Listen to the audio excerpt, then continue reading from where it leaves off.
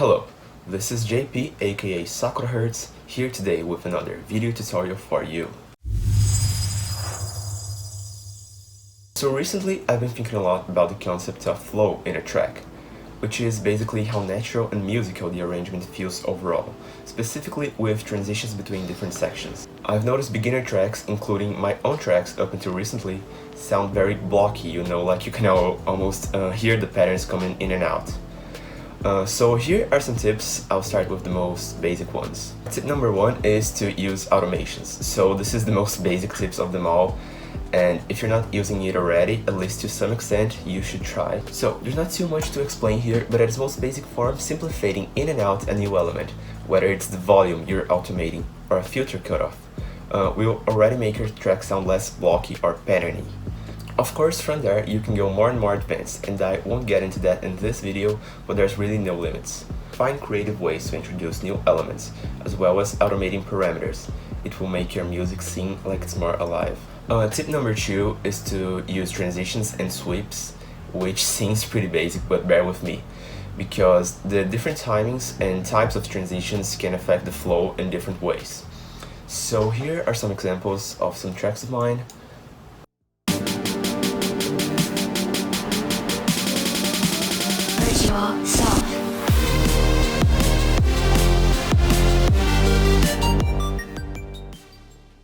So some differences you can have in your sweeps are the duration, whether you use short sweeps or longer sweeps, the timing, like whether you leave a pre-drop space or not, and whether you will complete off your upward sweep with a downward sweep.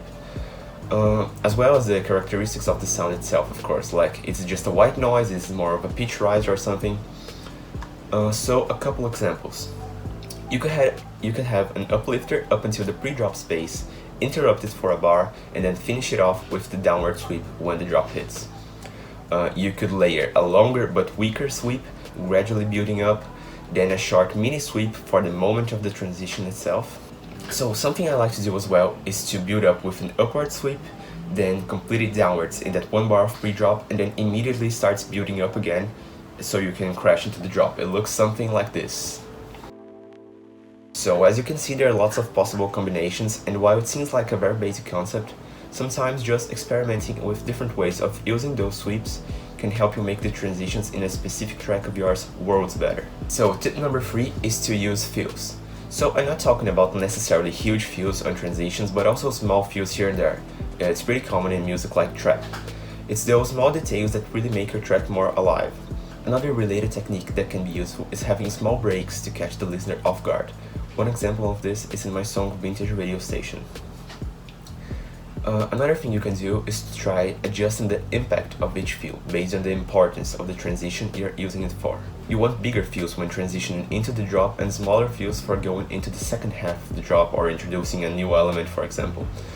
But as always, rules are meant to be broken. So as long as you know the principles, you can be creative and do the exact opposite, and it may just work out nicely. I could do a video specifically on fills if you guys want to, so let me know. Tip number four is to add an extra bar. This will catch the listener off guard and can be great if executed properly. An example is in my song Sentiment.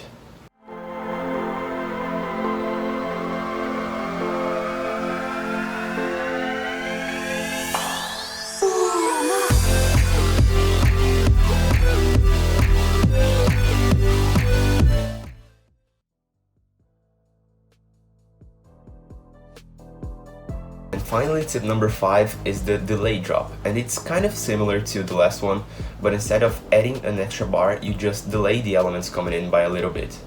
Here is what it looks like, just so you can compare the two.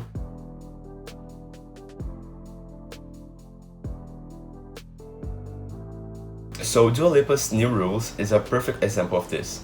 The small hold before the drop really adds to the song's groove.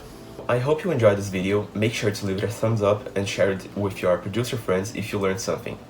I've actually got another 5 tips ready, so soon I'll be recording a part 2 to this. So make sure you subscribe so you don't miss it. Thank you.